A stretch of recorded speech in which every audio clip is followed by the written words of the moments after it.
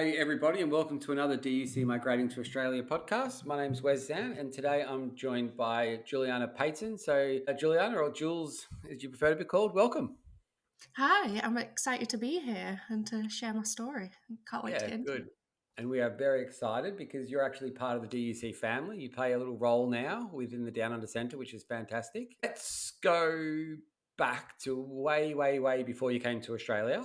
hmm And let's talk about the visa process and everything like that. So, your husband Liam's an electrician, Yes, yes. and he was the main applicant for the visa. What visa did you arrive in Australia on? So we arrived on a bridging visa. We'd applied for a 190, Yeah.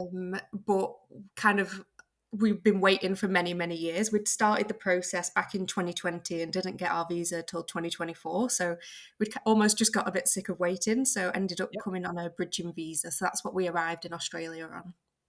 So obviously the big delay was that awful word pandemic. Um, Yes. so when you say you arrived on it, run through the process of that because that's quite interesting for the listeners. Yes, so we had to arrive on a tourist visa first. So that meant that we couldn't work for the first 3 months because that was a Yep. 3 months tourist visa. And once we arrived on shore, we could then submit for a bridging visa, which came through pretty much the next day, I think. Um, Perfect. although we still couldn't work for the 3 months. So we were essentially just tourists for 3 months. We were very lucky in that we had friends here that we could stay with for part of that time. So that just helped us being able to come and lodge on shore. And then after those 3 months were up, like our bridging visa just automatically came into effect. And then we were able to start work and almost normal life, really. So interesting. The last few podcasts we've done has been very similar. People have been deciding to get that sorted. I guess apply onshore, which is good. So how is it towards the end? Are you still friends with the people you crashed there for a few months with, or? Well, a lot of people ask this question, but yeah, we were. We weren't with them for the whole 3 months. It was about 4 weeks, I think, we were with Okay. them for. Yeah. So we weren't with them the whole time. But yeah, we're still really good friends, and it's quite a unique story actually because when we decided to move to Australia, they were like, "Oh, that sounds good," because they were our friends back in the UK, and Yep. they also moved over a very similar time to us. Oh, So cool. it's been nice to have friends on that journey as well with us. Yeah, no, that's awesome. What visa did they come on? They're on a 190 as well. Oh yeah, perfect, Yeah, they perfect. got that straight away. They got it a lot quicker than us because they had more points due to like they were a bit older than us and they had more experience and that kind of thing. Yep, cool. So Liam, the main applicant, we always people like to know, I guess, what was his actual final score, like On points the wise? you know what? I actually can't quite remember what his points were. They weren't. It wasn't that many. He'd done the PTE test and he'd managed to get an extra 10 points through that. Okay. I think it was around about 70, 75. Yeah, so because he hasn't got much work experience, he would have got he actually got the high English then. Was it the high one? Did he get superior English?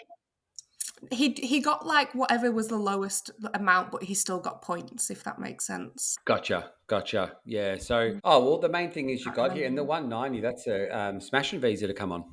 Yeah, yeah, fantastic. We'd originally applied for a 491, like way back when we'd first started, Yep. but as time went on, we got kind of gathered more points as we got older and got more experience and things. So then we withdrew that and decided just to go straight in for the 190 so that we kind of had all the benefits that that brings. Yeah, and well, it does, especially because before you told us your son Finn turned 2 yesterday. Yes, yes, he did. So I guess the big difference between 190 and a 491 is you're eligible for childcare subsidies and everything like that. So hmm I think that's really good that you sort of pushed through and did go for the 190. Um, Yeah. yeah, it's obviously a permanent residency visa, which is Mm. which is fun. So how many years has your partner been an electrician for? So he's been an electrician, I think, for about 8 years now, maybe. I'm trying to think how old are Yep. we? Yeah, 28. Yeah, probably about 8 or 9 years he's been an electrician now. And is he working in Australia as an electrician? Yes, he is. So back at home, he's kind of changed ever so slightly. So he was more a domestic electrician back at home, more just because Yep. of where we were based. We weren't really near any big cities where there was a lot of commercial work. To be a commercial Yep. electrician, he'd have had to have travelled quite a bit. Whereas now, because we're in Adelaide and you're never really too far from the city, he's gone into the commercial side of things, which he loves and is really enjoying it here. He's been Yep. quite lucky. He's just really fallen on his feet with like a great company and a great job. Yeah. So how long have you been in Australia for now? So we arrived in May 2023. So like a year and a half. Okay.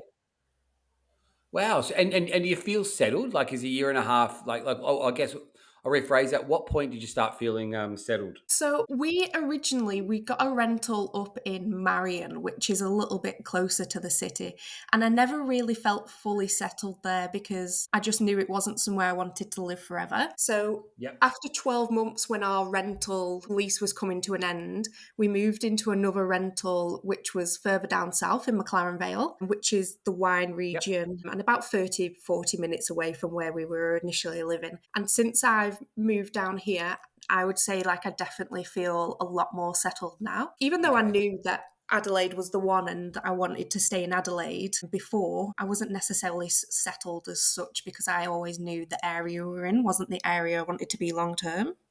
Yep. So is and was it hard like changing areas into into the same state? Not really. No, I think the one thing we do miss is back home. If we were moving house, we'd have had an abundance of hands to help with all Helpers. family and all that to help lift things. Whereas a lot of it was mainly, it was just unfortunate timing that we had friends. Our friends were either overseas or in a different state the weekend we were moving. So it was mainly just me and Liam with a toddler in the mix doing the Yeah. move. So that was more the difficult part. But I mean, it's all exciting, and moving 30 minutes down the road compared to across the world wasn't really much.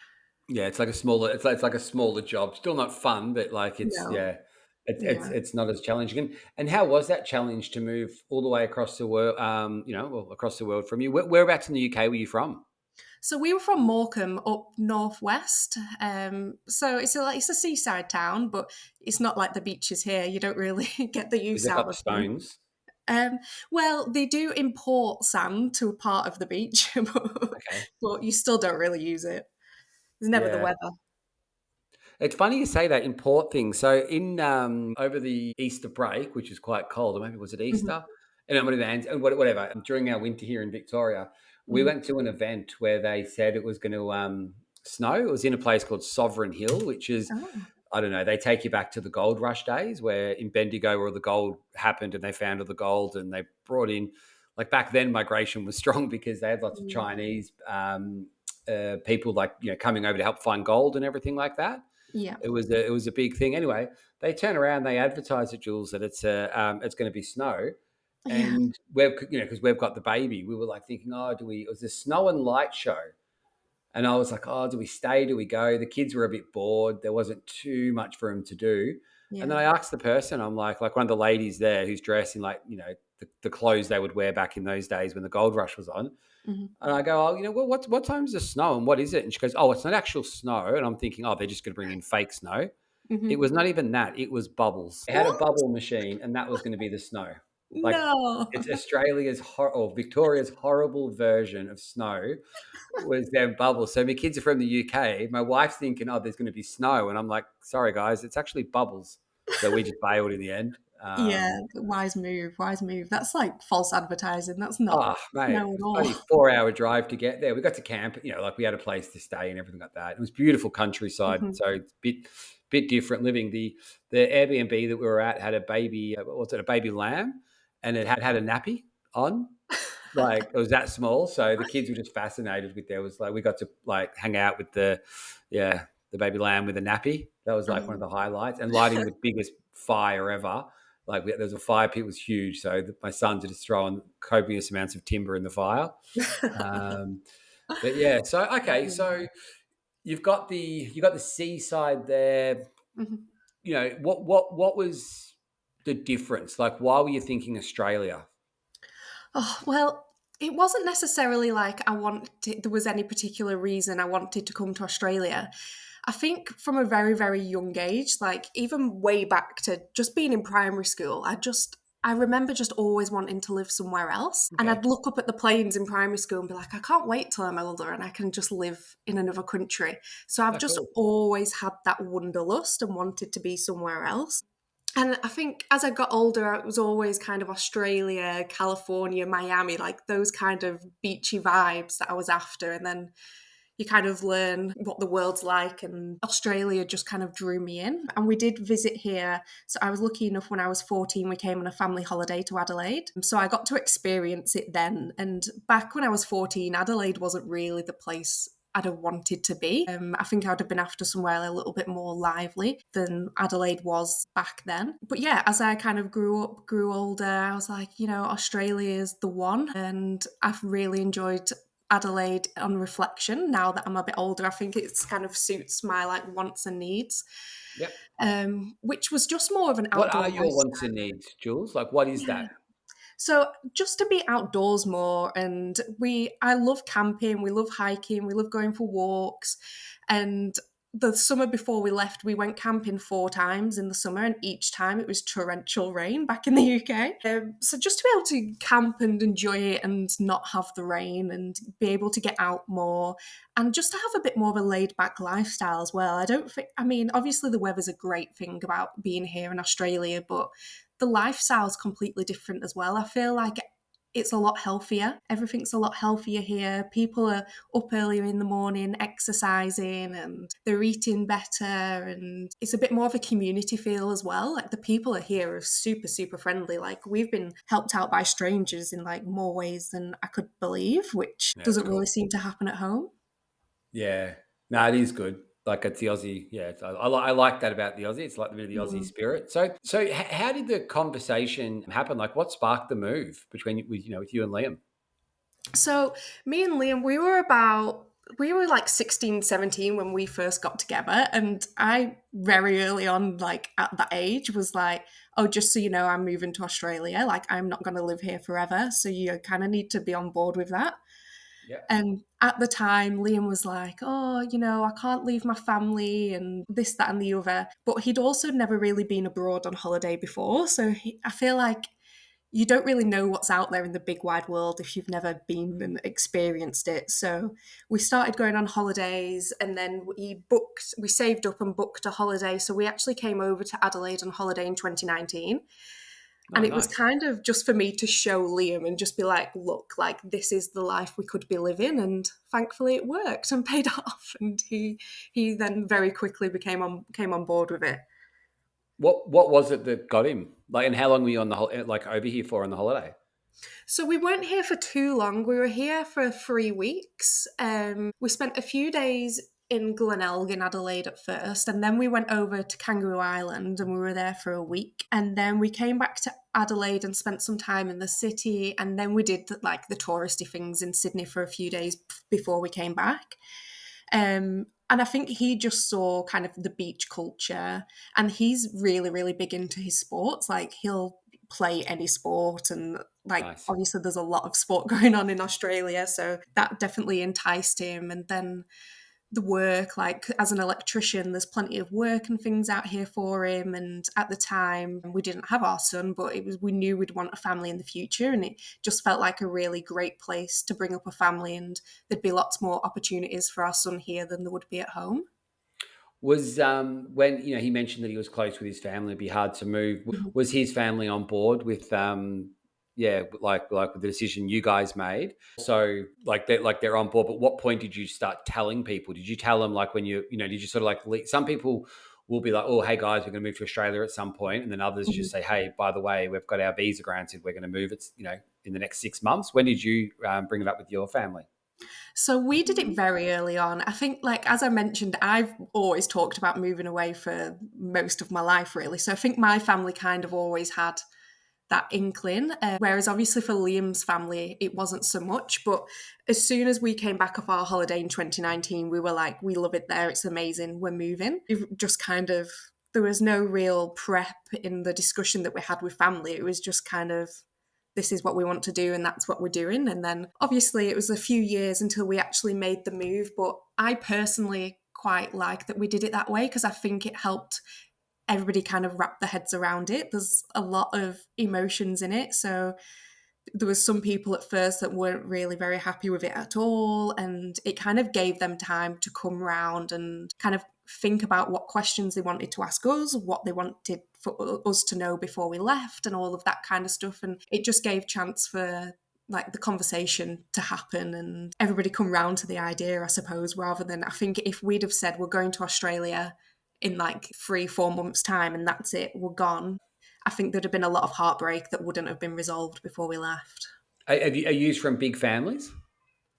Not necessarily big families, but very close families. And like all of our family kind of live within 20 minutes. I've only got my brother who lives down in London, but apart from that, like everybody's in pretty much the same area, the same town, a few streets away from each other. So they're not Yeah. really used to having like long distance between the family.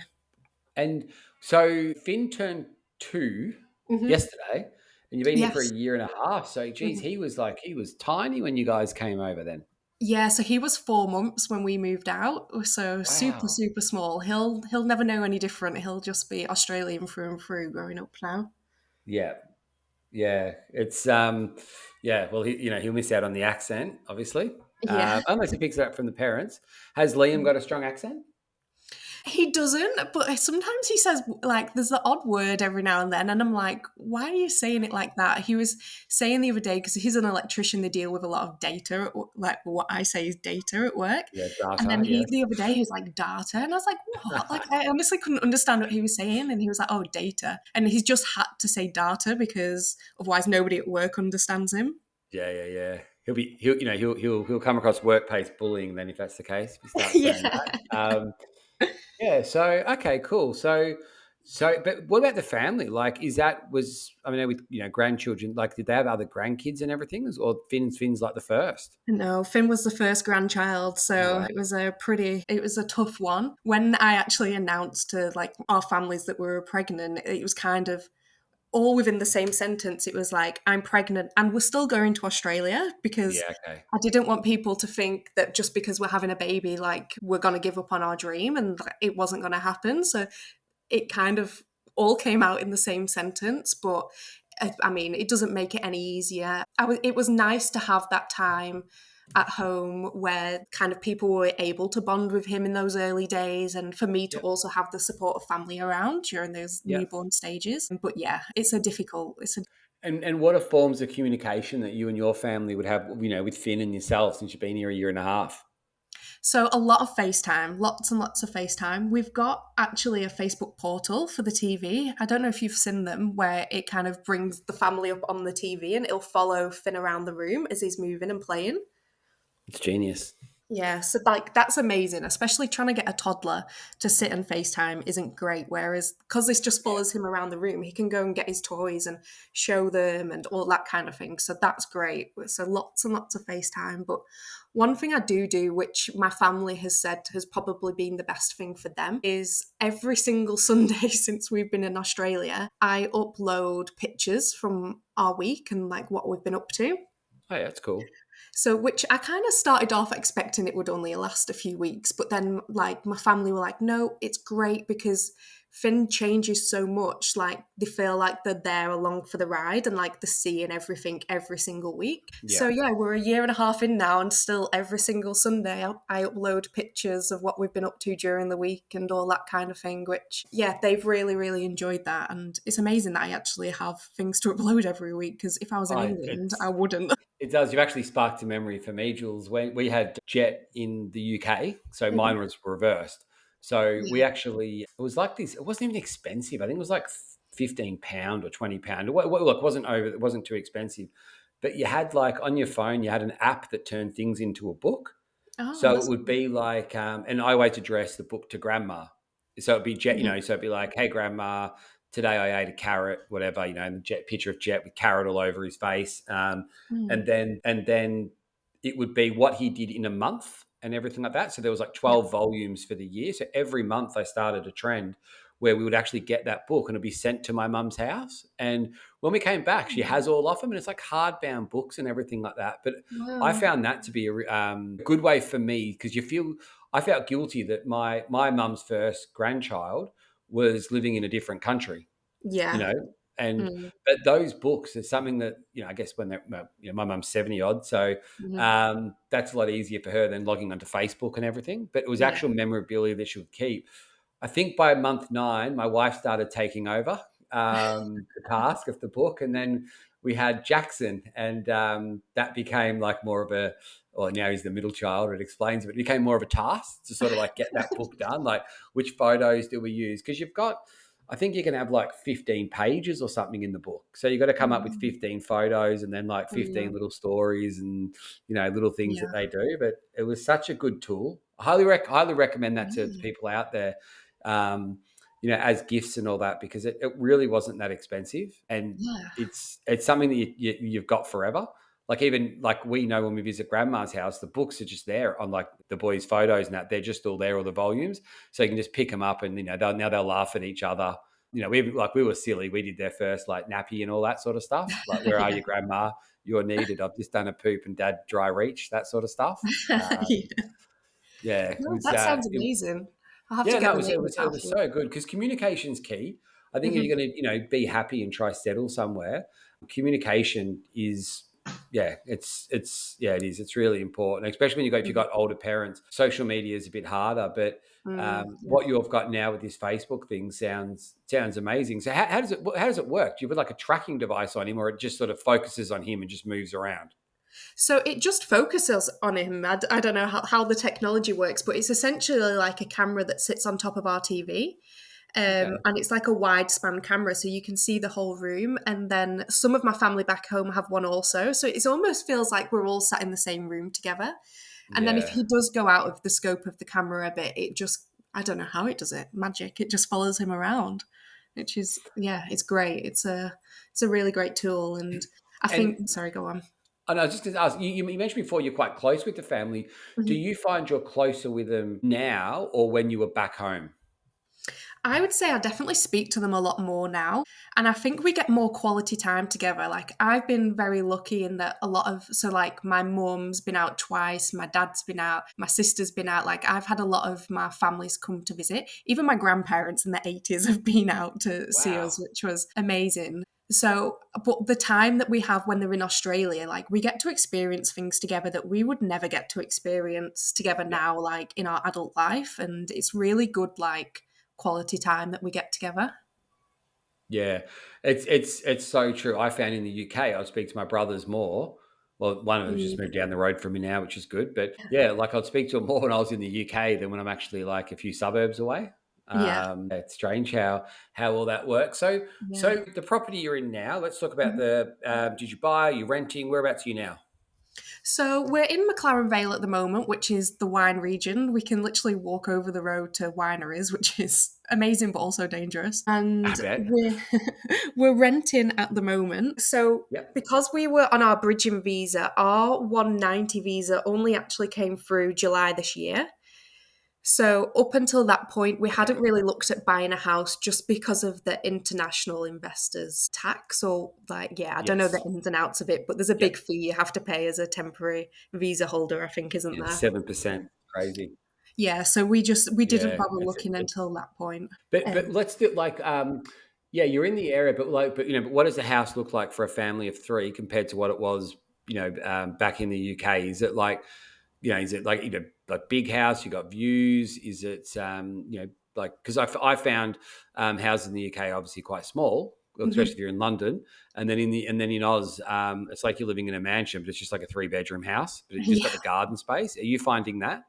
Yeah, so it's all open plan, which I love. And we also never had that in the UK. Like, our UK homes were just like very closed in and kind of felt dark, whereas this is all open plan. We've got like bright windows like all down the living area. It's single story, which is also strange. So like, I was at one point, I was like, when my son was learning to like go up steps, I was like, oh, we have no stairs in the house for you to like practice going up and down. And we've got an absolutely huge yard, which we're really lucky to have. I think because we're quite a bit further outside of Adelaide and like the suburban areas, we've got like a huge garden, and we can look over, like out the front of our house, looks over all the vineyards. So it's a beautiful, beautiful spot that we're in, and we can go out in the front garden and just see kangaroos hopping by and things like that. So we really, Oh, we're really wow, in your lucky to have garden. the That's property that awesome. we're in. You're not having too many wines at the winery then imagining the kangaroos? You're actually the real legitimate hopping kangaroos? No, you know what? We don't actually drink that much, but yeah, since being here, I have had a couple more wines than what I would normally have. When they say when in Rome. So Yeah. back in the UK, were you renting or did you have your own property? Did you like have to sell a house? Yeah, so we had our own property, which we sold before moving out here, just kind of just to release the money from it. And we didn't want to, we kind of discussed renting it out back in the UK, so we had that income, but we just didn't want to have any ties to the UK really. We just wanted to be able to completely start afresh over here and not have to worry about anything over there. So, but did you like sell the property when you knew you were coming over and lodging onshore? Or did you sell it like sort of closer when the pandemic was on? So we sold it. It was after the pandemic, but it was before we knew we were lodging on shore. So essentially, like the house prices in the Okay. area where we were, the prices were going up and like really quite well. And I have a family member who's really into economics and kind of works in that area. And I just said to them one day, I was like, so the house prices are doing really, really well right now. I presume that's not going to last forever, and like it could be another year or two until like our visa comes in. And we kind of ended up deciding that we were better to sell whilst it was looking really good and we'd get good money for our Yeah. house. And then even if we did have to rent for a year or two, we'd have still made more money in the long run Yeah. than if we sold it when the market crashed or whatever, or would end up struggling to sell it, that kind of thing. Yeah. No, that's So good. And then, yeah. and that's what you did. Yeah. So that's what we did. But then it did mean we had to find a temporary rental. So we were looking around for a long time and starting to get quite nervous because I was also heavily pregnant at this time. Oh, yeah.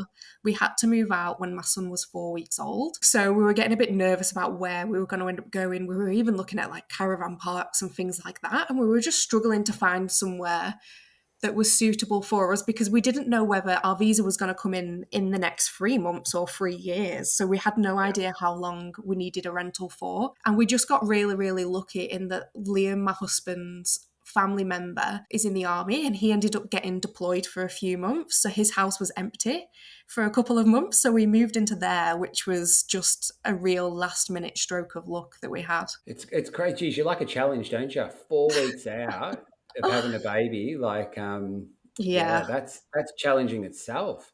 Yeah, it You know, was. At was the Liam time, we working? just got on with it. What was that? Sorry. Like, was Liam like still working, or did he take a bit of time off? So he took some time off once Finn was born. He took about a month off. Yeah. So he was around kind of to help in those first few weeks, but it was still kind of crazy. I remember being like sat in my living room with a brand new newborn baby, and then somebody came to collect the couch, and I was just like, oh, we've now got nowhere to sit. And I've got a newborn baby, and yeah, it was just, but you just get on with it and you just do it because you've got an end goal in sight, and that's what's the driving force, really. Have you been back to the UK, or have you just got family to come here? So we have been back, went back in October this year. Oh, wow. When we moved, we said we were going to go back relatively soon. I'm very fortunate in that I've still got all my grandparents, but they're of a certain age now. They're not going to be around forever. So I just wanted to make sure that, they've done a lot for me over the years. And, they've even come out to Australia to see us. So Yeah, that's awesome. I just wanted to put that effort in that they've put in for me back to them. And so did go back in October this year just to see my grandparents. And also none of Liam's family had been out. So it was nice for him to see his family. And it all tied up pretty well because my sister also had a baby. So I got to meet my little niece while I was there. Oh, that's cool. When you got back to the UK, did you feel that like, oh, I miss it? Or were you, and you don't have to answer if you don't want to. I always say, I make it really clear in the podcast that, we don't rehearse these things. It's just a live Mhm. chat. But oh my gosh, I really miss this. Was there a conversation with Liam about like, hey, have we made the right choice? Or you were happy to sort of get back to Adelaide? Oh, the complete opposite. We arrived and we'd been in Manchester about 10 minutes and we just turned to each other and was like, wow, like we have made the best decision getting out of here. It was just so like we'd arrived, it was dull. Manchester Airport were charging for like the luggage trolleys to use a luggage trolley. I was like England's just grabbing money at any point they possibly can now. And then it's even like we stepped outside the airport and all we could smell was smoke.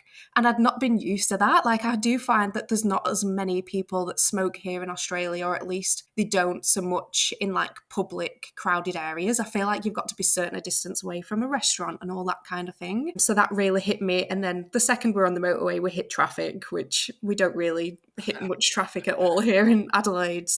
Yeah, we were just instantly like, wow, like, how lucky are we, like, with the life that we've got now and that we're away from this? Yeah, it's hard, isn't it? Because you're sort of like we've only been back since 2021, Mm-hmm. and we're like, yeah, we'll go back every couple of years. But this year, Tara's family's coming, and obviously, I've got the business in the UK, so I miss all my mates, the team over there as well. But Yeah. yeah, getting on that plane, it's challenging. And any tips or anything like that you can offer people that are flying with young children? Was Finn on your lap, or did you get him a seat? Yeah, so because he was under 2, he was on our lap. I don't even like, I think don't overthink it and don't worry about it. I learned from the first flight out here because everybody was telling me when I was flying with a 4-month-old, like, what are you doing? Like, don't do it. Like, one woman literally came up to me at a baby class and was like, that's so unfair on a baby taking it on a flight. Like, babies should not be on planes. And I was a bit, so then I started Right. like doubting myself a little bit. And I was like, oh, like all these people are saying like, this is going to be like a terrible journey. But you know what? Flying with a 4-month-old was blissful. Like he slept the whole way. He didn't cry at one point. And I think the plane almost acted like white noise for him because he was so chilled out. So I'd kind of learned from that to 100%. just And not you give them a worry dummy about as it well. too much. Yeah. Yeah, you give Um, them a dummy, or a lollipop. Like we give the kids a lollipop, or something that yeah. they're sucking because they don't know how to pop their ears back in case Yeah. when the ears pop. So Yeah. yeah, that sort of worked. And was he like all squeak? Like being 2 on the way Mhm. back, was he like kind of moving around heaps, or was he pretty good with it? Yeah, so traveling when he was 2 was very different. I'd packed like a whole hand luggage just full of a variety of entertainment for him. We'd kind of planned it so our flight was a night flight, so we were hoping that he'd sleep. However, he didn't sleep on the flight out there. I think he only slept 3 hours of the whole journey. So that was pretty difficult. Like Yeah, we were struggling to keep our eyes open, but I mean, he was well behaved. Like he was absolutely fine. He didn't cry or kick off or anything like that. He was just more excited, I think, to be in this new environment on an aeroplane. But on the way back, it was much yeah. better. There was actually another like boy a similar age on the flight back, and they just played together for the first leg of the flight. They were just happy entertaining each other, which was great. And then the flight, we flew from Dubai to Adelaide, and that flight was so quiet. Everybody had a row to themselves essentially to be able to lie out and lie down. So we just laid Finn out and he slept for most of that flight. So yeah, it's Oh, daunting, I think, dream doing the flight long when that flight. happens, and you But get those little yeah. challenging. Or everything about migrating to Australia has its challenges. Even a 2-year-old on a plane coming back from visiting, Mm, yeah. and it's expensive and that as well. What about like I don't know, like what's life like now? Like I don't know, what time does like Liam? Because you said he's not doing domestic, he's working Mhm, sort of commercial. So I assume he has like a finish time and everything and a start time every day. What's mhm. life like for you guys? Like on I don't know, a Wednesday after evening or something like that.